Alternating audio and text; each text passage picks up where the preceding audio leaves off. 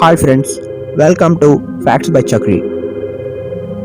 Panda ఈ జంతువు మనందరికీ తెలిసిందే. సినిమాలలో లోగోస్ లో ఎక్కువ చూస్తూ ఉంటాం. అయితే ఈ ప్రపంచంలో ఉన్న దాదాపు ప్రతి పాండా కూడా చైనా దేశానికి చెందిందే. ప్రతి పాండా మీద చైనా ప్రభుత్వానికి అధికారం ఉంది. ప్రపంచంలో ఉన్న ఏ దేశానికైనా చైనా నుండి అద్దెకు తెచ్చుకొని ఆయా దేశాల్లో జూలలో ఉంచుకుంటారు. అలా ఒక పాండాకి సంవత్సరానికి 7 కోట్ల రూపాయల అద్దె చెల్లించాలి. ఒకవేళ వాటికి ఏదైనా పిల్ల పుడితే ఆ పిల్లకి సపరేట్ గా మళ్ళీ 3 కోట్ల రూపాయలు బేబీ ట్యాక్స్ పే చేయాలి. ఈ విధంగా చైనా వాళ్ళు పాండాస్ తో బిజినెస్ చేస్తున్నారు.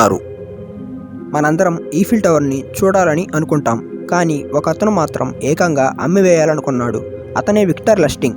1925లో ఈఫిల్ టవర్కి తుప్పుబట్టిందని, దానిని రిపేర్ చేసే అవకాశం ఉందని పేపర్లో పడింది.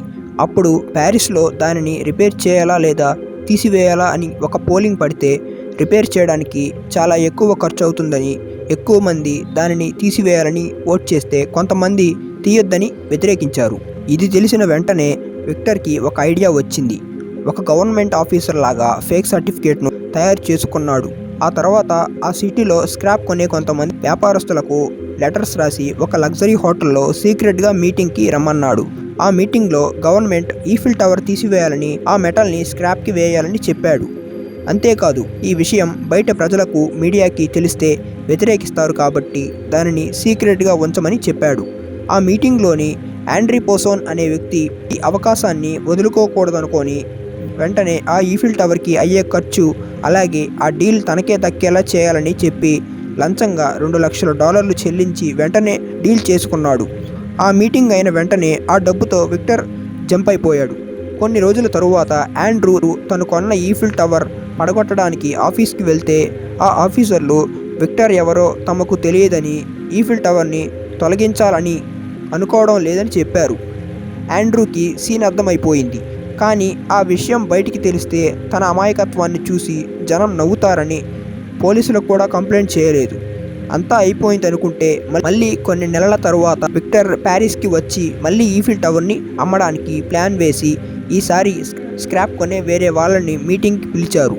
కానీ ఈసారి మాత్రం స్క్రాప్ కొనే వాళ్ళు పోలీసులకు చెప్పడంతో విక్టర్ దొరికిపోయాడు.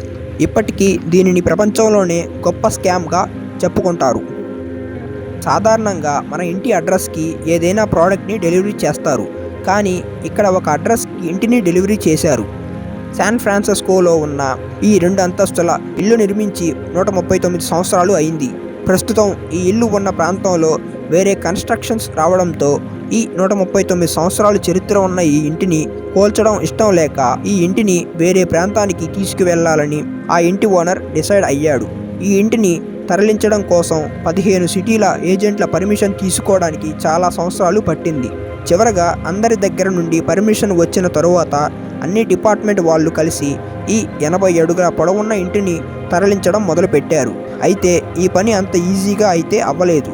ఆ దారిలో ఉండే పార్కింగ్ మీటర్స్ని తొలగించి, అడ్డుగా ఉన్న చెట్ల కొమ్మలను నరికి, దారిలో అడ్డంగా ఉండే ట్రాఫిక్ సిగ్నల్స్ను, సైన్ బోర్డ్స్ను అన్నిటినీ తొలగించి ఈ అడ్డంకులన్నీ దాటుకుంటూ గంటకు కిలోమీటర్ వేగంతో ప్రయాణిస్తూ చివరగా ఆ ఇల్లు అడ్రస్కి చేరుకుంది. ఇక్కడ విచిత్రం ఏంటంటే ఈ ఇంటిని ఒక ప్లేస్ నుండి మరొక ప్లేస్కి తీసుకువెళ్ళడానికి ఆ ఓనర్కి ఎంత ఖర్చు అయిందో తెలుసా? $4,00,000, అంటే మన రూపాయల్లో సుమారుగా 3 కోట్ల రూపాయలు. ఆ డబ్బుతో కొత్త ఇల్లే కట్టుకోవచ్చు కదా అని మనకు అనిపిస్తుంది. కానీ తన పూర్వీకుల నుండి వస్తున్న ఇంటి ప్రేమ, అలాగే 139 సంవత్సరాల చరిత్ర ఉన్న ఇంటిని కాపాడుకోవడమే ముఖ్యమని ఆ ఓనర్ అభిప్రాయం. రతన్ టాటా గారంటే మనందరికీ ఎంతో అభిమానం ఉంటుంది. అలాంటి ఆయన పక్కన నించోడానికి ఎంతోమంది ఎదురు చూస్తుంటారు. కానీ ఇక్కడ ఒక కుర్రవాడు చూసారా, ఏకంగా ఆయన మీద చేతులు వేసి మాట్లాడుతాడు. అలాగని అతను టాటా రిలేటివ్స్ కాదు. మరి ఆ అబ్బాయి ఎవరు? అతనికి అంత చనువు ఎలా వచ్చింది? 28 ఏళ్ల ఈ అబ్బాయి పేరు శాంతను నాయుడు. ఇతను చదువు పూర్తయిన తరువాత టాటా గ్రూప్స్లో నార్మల్గా జాబ్లో జాయిన్ అయ్యాడు. ఒకరోజు ఆఫీసు నుండి ఇంటికి వస్తుంటే రోడ్డు మీద ఒక కుక్కకు యాక్సిడెంట్ అయ్యి చనిపోవడం చూసి చాలా బాధపడి ఇలాంటి ఇన్సిడెంట్స్ తగ్గించడానికి ఏదో చేయాలనుకున్నాడు. అప్పుడు అతనికి ఒక ఐడియా వచ్చింది. చీకటి లైట్ పడితే రిఫ్లెక్ట్ అయ్యే కాలర్స్ వాటిని కుక్కల మెడలో వేయాలని డిసైడ్ అయ్యాడు. చీకటిలో అయినా సరే అవి దూరం నుంచి మెరుస్తాయి కాబట్టి వాటిని ఈజీగా గుర్తించవచ్చు, కాబట్టి ఇన్సిడెంట్స్ తగ్గుతాయి. వెంటనే ఈ ఐడియాని అతను ఎగ్జిక్యూట్ చేశాడు. ఈ మంచి పనికి టాటా గ్రూప్లో అందరూ అతన్ని మెచ్చుకున్నారు. తర్వాత రతన్ టాటా గారు నుండి ఈ అబ్బాయికి పర్సనల్గా తనను కలవమని లెటర్ వచ్చింది. ఆ మీటింగ్లో శాంతన్కి జంతువుల మీద ఉన్న ప్రేమ టాటా గారికి నచ్చి ఆ కుర్రవాడిని తన అసిస్టెంట్గా అపాయింట్ చేసుకున్నాడు. తరువాత అది కాస్త ఫ్రెండ్షిప్గా మారింది. ఇక్కడ మనం టాటా గారిని గమనిస్తే ఆయన కన్నా డబ్బున్న వాళ్ళను గొప్ప వాళ్ళను ఫ్రెండ్స్గా ఎంచుకోలేదు. తనకన్నా చాలా చిన్నవాడైనా సరే అతని మంచితనం మంచి మనసును చూసి అతనితో ఫ్రెండ్షిప్ చేశారు. అది ఆయన గొప్పతనం. ఆ తర్వాత వీళ్ళిద్దరూ కలిసి సినిమాలు చూడటం, పార్టీలు చేసుకోవడం, ఇలా వీళ్ళిద్దరూ ఫ్రెండ్షిప్ గురించి ఫొటోస్లో చూస్తే తెలిసిపోతుంది.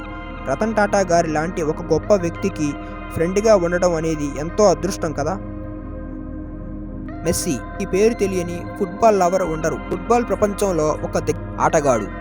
ఈయన రీసెంట్గా ఫేర్వెల్ ప్రెస్ కాన్ఫరెన్స్లో మాట్లాడుతూ ఎమోషనల్ అయ్యి కన్నీరు పెట్టుకున్నారు. అయితే ఆయన ఆ కన్నీరు తుడుచుకోవడానికి టిష్యూని యూస్ చేసి దానిని డస్ట్బిన్లో పడేశారు. ఆ కాన్ఫరెన్స్లో ముందు లైన్లో కూర్చున్న ఒక వ్యక్తి ఇదంతా గమనించి ఈ కాన్ఫరెన్స్ అయిపోయిన తరువాత మెస్సీ పడేసిన ఆ టిష్యూని తీసుకొని మెక్డోవో అనే ఆన్లైన్ సైట్లో $1 మిలియన్ ఆ టిష్యూని వేలంపాట్లో పెట్టాడు. $1 మిలియన్ అంటే సుమారుగా 7.5 కోట్లు. అంతేకాదు అంత ప్రైస్ పెట్టడానికి అతను ఒక జస్టిఫికేషన్ కూడా ఇచ్చాడంట. అదేంటంటే మెస్సీ తుడుచుకున్న ఆ టిష్యూలో మెస్సీకి సంబంధించిన DNA అంటే జెనెటిక్ మెటీరియల్ ఉంటుందని, దాన్ని ఉపయోగించుకొని మెస్సీ లాంటి గొప్ప ఫుట్బాల్ ప్లేయర్ని క్లోనింగ్ ద్వారా పుట్టించవచ్చని చెప్పారు. అయితే ఎవరైనా $1 మిలియన్ చెల్లించి ఆ టిష్యూని కొంటారేమో చూడాలి. ప్రపంచంలోనే అత్యంత పొడవైన 828 మీటర్ల ఎత్తు ఉండే బిల్డింగ్ అయినటువంటి బుర్జ్ ఖలీఫా మీద రాత్రి సమయంలో లైట్స్తో అడ్వర్టైజ్మెంట్స్ ప్లే చేస్తూ ఉంటారు. అలా మనకు సంబంధించిన అడ్వర్టైజ్మెంట్ని బుర్జ్ ఖలీఫా మీద ప్లే చేయాలంటే ఎంత ఖర్చు అవుతుందో తెలుసా? సోమవారం నుండి శుక్రవారం వరకు రాత్రి 8 గంటల నుండి 10 గంటల మధ్యలో ఎప్పుడైనా కేవలం 3 నిమిషాలు నిడివి ఉండే యాడ్ ప్లే చేయాలంటే 50 లక్షలు పే చేయాలి. అదే వీకెండ్స్లో అయితే ఈ 3 నిమిషాల యాడ్ కోసం సుమారుగా 70 లక్షల రూపాయలు చెల్లించాలి. ఒకవేళ ఎవరైనా యాడ్ ప్లే చేయాలనుకుంటే నెల రోజుల ముందే వాళ్ళకి సబ్మిట్ చేస్తే బుర్జ్ ఖలీఫా ఓనర్ అయినటువంటి ఎంఆర్ ప్రాపర్టీస్ వాళ్ళు ఆ యాడ్ని అప్రూవ్ చేసి అప్పుడు డిస్ప్లే చేస్తారు. ఏదేమైనా 3 నిమిషాల యాడ్కి 50 లక్షల రూపాయలు పే చేయాలంటే మాటలు కాదు కదా.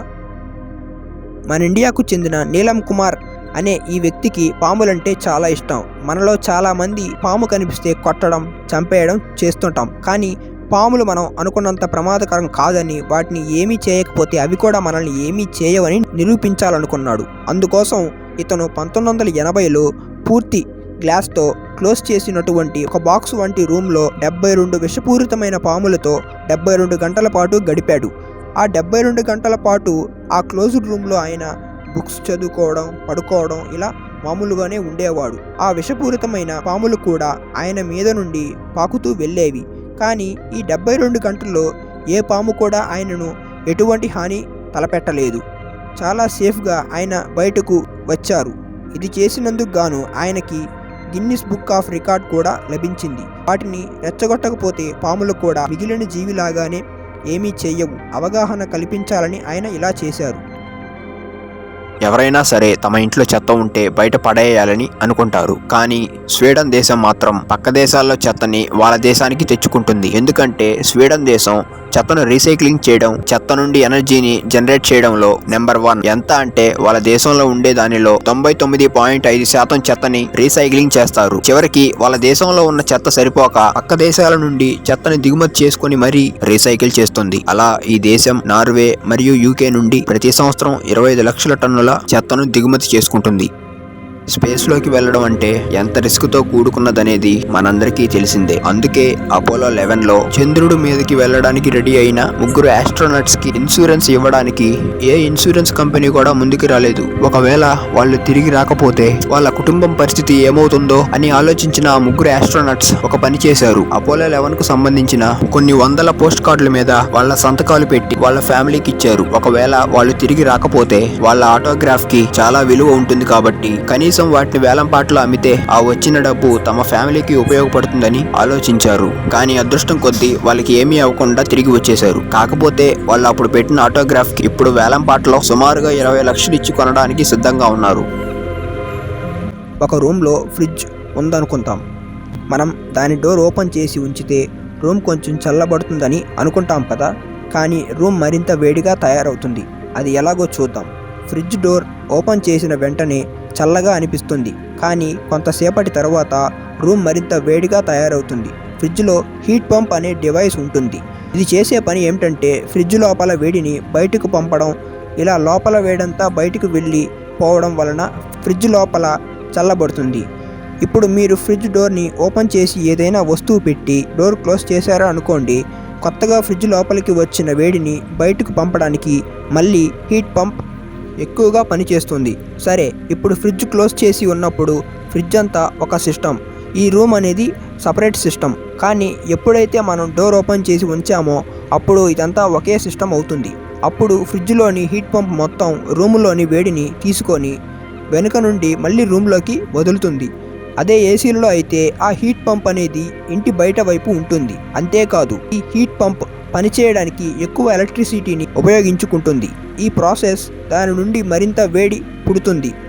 ఇది కూడా కలిసి రూమ్ మరింత వేడిగా మారుతుంది తప్ప చల్లబడదు. సో ఇది ఫ్రెండ్స్, ఈ వీడియో మీకు నచ్చినట్లయితే లైక్ చేయండి, మీ ఫ్రెండ్స్ అండ్ ఫ్యామిలీ మెంబర్స్కి షేర్ చేయండి. మరిన్ని వీడియోల కోసం మన ఛానల్ను సబ్స్క్రైబ్ చేసుకోండి.